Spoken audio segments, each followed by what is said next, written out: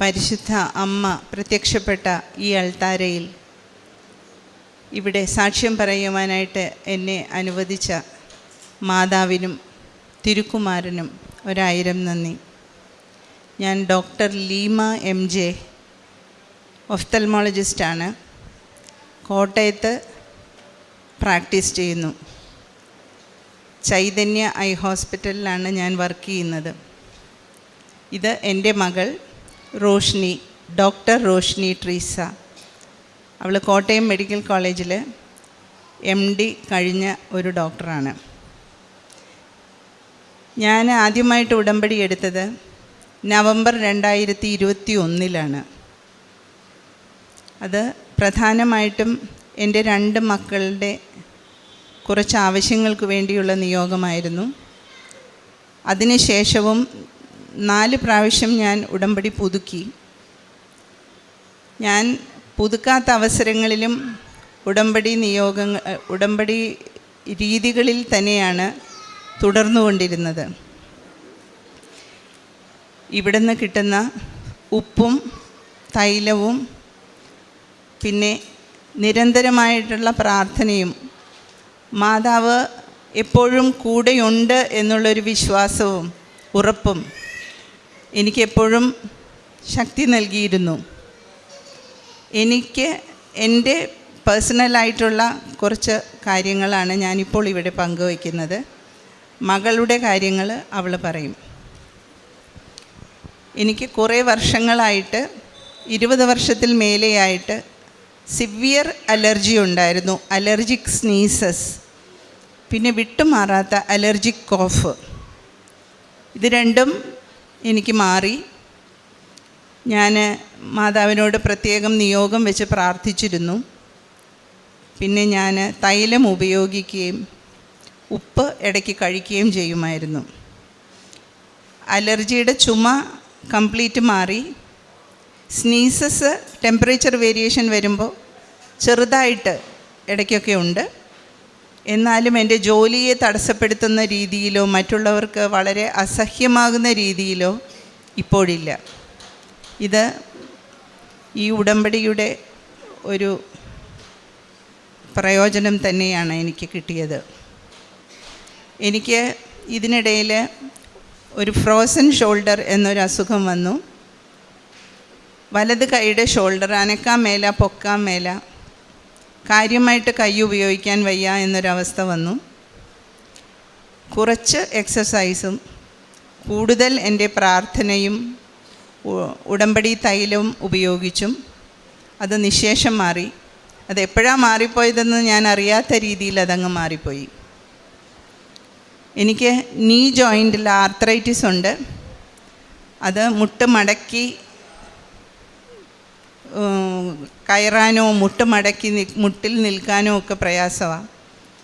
ഇപ്പോൾ എനിക്ക് മുട്ടിൽ നിൽക്കാം.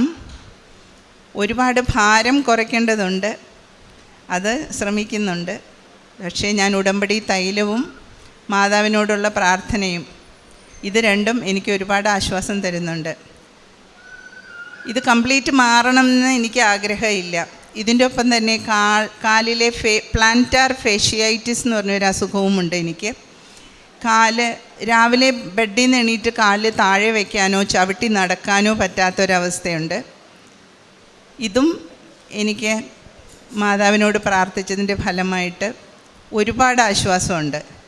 ഈ 2 അസുഖങ്ങളും കുറച്ച് എൻ്റെ കൂടി ഇരുന്നോട്ടെ എന്ന് തന്നെയാണ് ഞാൻ മാതാവിനോട് പറഞ്ഞിട്ടുള്ളത്. കാരണം ചെറിയ വേദന അതുണ്ടായാലും ഞാൻ എപ്പോഴും ഓർക്കുമല്ലോ എൻ്റെ പഴയ വേദന എത്രമാത്രം ഉണ്ടായിരുന്നെന്ന്. അതോടൊപ്പം തന്നെ മാതാവും ഈശോയും എനിക്ക് വേണ്ടി ചെയ്തതും എനിക്ക് ഓർക്കാനായിട്ട് ഇതൊരു ചെറിയൊരു വിഷമം അതവിടെ ഇരുന്നോട്ടെ എന്ന് തന്നെയാണ് ഞാൻ മാതാവിനോട് പറഞ്ഞിട്ടുള്ളത്. വേറെ ഒരു കാര്യം പറയാനുള്ളത്, എനിക്ക് കുക്കിംഗ് ഒട്ടും അറിയില്ലായിരുന്നു. പെട്ടെന്ന് എൻ്റെ ജോലിക്കാരെയും കൂടി അങ്ങ് പോയപ്പോൾ ഉടമ്പടിയും എടുത്തു, സമയവുമില്ല. പാചകം ചെയ്തും കഴിഞ്ഞ് വീട്ടിലെ കാര്യങ്ങളും നോക്കി ജോലിക്ക് പോകണം. മകൾ പഠിക്കുന്നുണ്ട്, കോളേജിൽ സമയത്തിന് പോകണം. ഇതൊക്കെ കൂടെ എങ്ങനെ നടക്കുമെന്ന് ഭയങ്കര ടെൻഷനായിരുന്നു. ഉടമ്പടി എടുക്കുമ്പോൾ ഇതെന്നെ കൊണ്ട് നടക്കത്തില്ല എന്നൊരു വിചാരം ഉണ്ടായിരുന്നു. പക്ഷെ മാതാവിൽ ഞാൻ ആശ്രയിച്ചു. എങ്ങനെ ഇപ്പം എനിക്ക് തിരിഞ്ഞു നോക്കുമ്പോൾ ഇത്രയും നാൾ എനിക്ക് അതൊക്കെ ചെയ്യാൻ പറ്റിയത് എങ്ങനെ?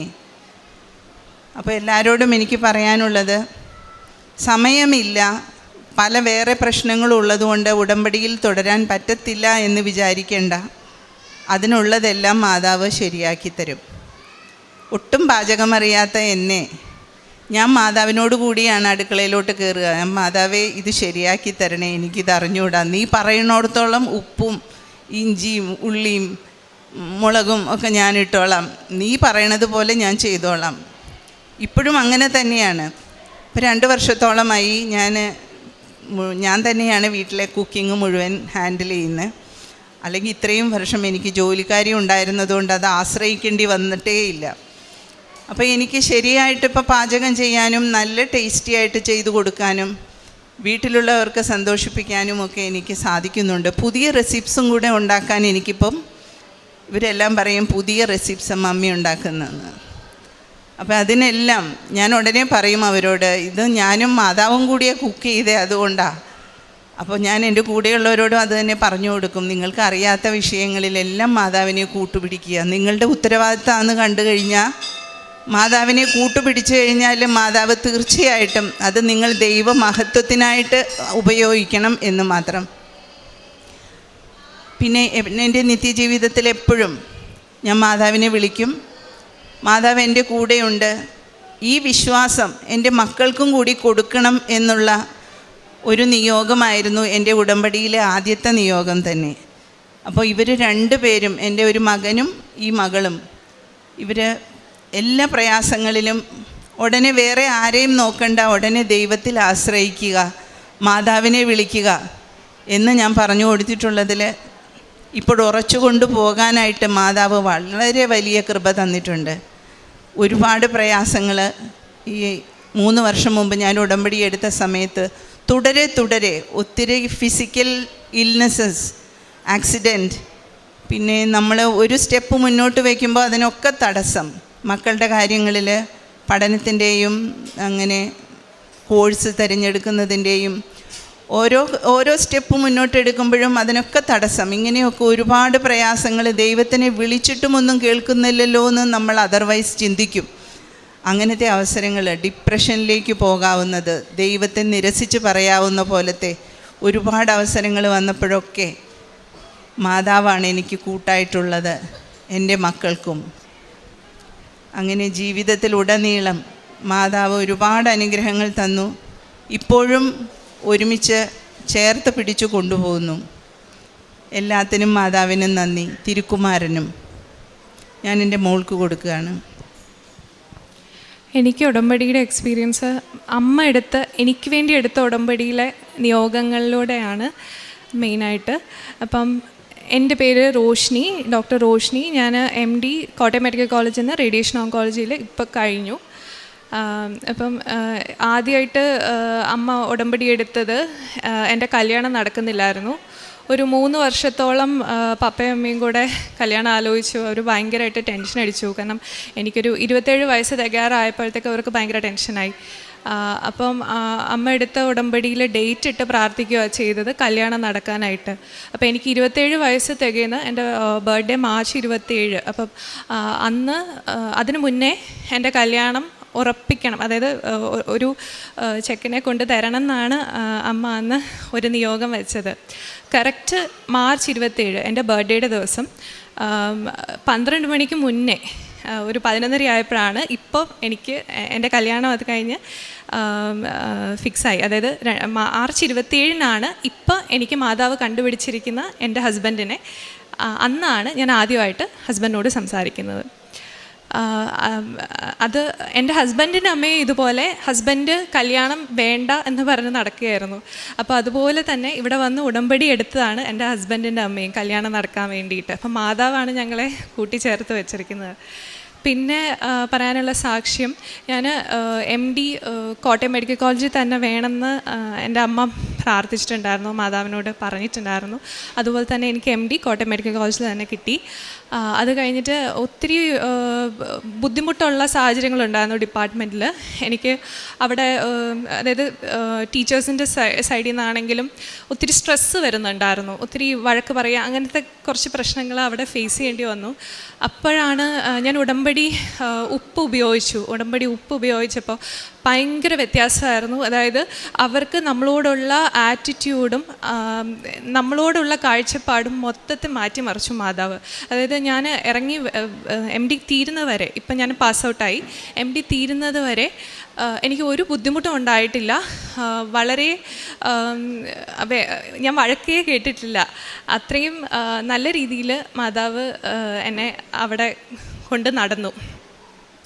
പിന്നെ ഞാൻ യൂണിവേഴ്സിറ്റി എക്സാമിൻ്റെ ഇടയ്ക്ക് 3rd പേപ്പറിൻ്റെ ദിവസം രാവിലെ എൻ്റെ എക്സാം ഹാൾ ടിക്കറ്റ് കാണുന്നില്ല. അപ്പം 9 മണിക്ക് എക്സാം ഹാളിൽ കയറണം. 8 മണി ആയപ്പോഴാണ് ഞാൻ റിയലൈസ് ചെയ്യുന്നത് ഹാൾ ടിക്കറ്റ് കാണുന്നില്ല എന്നുള്ള കാര്യം. അപ്പം ഞാൻ ഭയങ്കരമായിട്ട് ടെൻഷൻ അടിച്ചു. പക്ഷേ ഞാൻ ഉടമ്പടി തൈലം വെച്ച് കുരിശ് വരച്ചിട്ട് ഞാൻ വിശ്വാസ പ്രമാണം ചൊല്ലിയായിരുന്നു. മാതാവിനോട് പ്രാർത്ഥിച്ചുകൊണ്ടാണ് ഞാൻ വണ്ടി ഓടിക്കുന്നത്. അപ്പോഴാണ് ഞാൻ ഓഫീസ് സ്റ്റാഫിനെ വിളിച്ചപ്പം അവരുടെ ഡ്യൂട്ടി ടൈമിന് മുന്നേ അവരവിടെ എത്തിയിട്ടുണ്ട്. എന്നിട്ട് അവർ എനിക്ക് ഒരു ബുദ്ധിമുട്ടും ഉണ്ടാവാതിരിക്കാൻ വേണ്ടിയിട്ട് എക്സാം ഹാളിൻ്റെ മുന്നിൽ വന്ന് നിന്ന് എനിക്ക് എക്സാം എഴുതാനായിട്ട് ഉള്ള അറേഞ്ച്മെൻറ്റ്സ് അവർ ചെയ്തു തന്നു. അതും മാതാവിൻ്റെ അനുഗ്രഹം എന്നാണ് ഞാൻ വിശ്വസിക്കുന്നത്. അതുപോലെ എൻ്റെ തീസിസ് സബ്മിറ്റ് ചെയ്തപ്പോൾ ഞാൻ ഉടമ്പടി ഉപ്പ് ഉപയോഗിച്ച് പ്രാർത്ഥിച്ചിട്ടാണ് ഞാൻ തീസിസ് സബ്മിറ്റ് ചെയ്തത്. അപ്പോൾ പ്രാക്ടിക്കൽ എക്സാമിൻ്റെ സമയത്ത് എനിക്കൊരു ചെറിയ പേടിയുണ്ടായിരുന്നു. ഇവർ തീസിസ് എന്ന് എന്തെങ്കിലും ചോദിച്ചു കഴിഞ്ഞാൽ ചിലപ്പോൾ എനിക്ക് ഉത്തരം പറയാൻ പറ്റിയെന്ന് വരില്ല. എനിക്ക് തന്നെ തോന്നി, എനിക്കൊരു അതിനെക്കുറിച്ചൊരു കോൺഫിഡൻസ് ഇല്ലായിരുന്നു. പക്ഷേ അവർ തീസിസ് മുഴുവൻ വായിച്ചു നോക്കിയിട്ട് അവർ പറഞ്ഞത് അവർക്കത് ഒത്തിരി ഇഷ്ടപ്പെട്ടു. എന്നോടൊരു ചോദ്യം പോലും ചോദിക്കാതെ വളരെ നല്ല മാർക്കാണ് അവർ ഇട്ട് തന്നത്. സോ ഇതും മാതാവിൻ്റെ അനുഗ്രഹമാണ്. ഇപ്പം എൻ്റെ റിസൾട്ട് വന്നു, ഫസ്റ്റ് ക്ലാസ്സിൽ പാസ്സായി. ഇത് മാതാവിൻ്റെ അനുഗ്രഹം.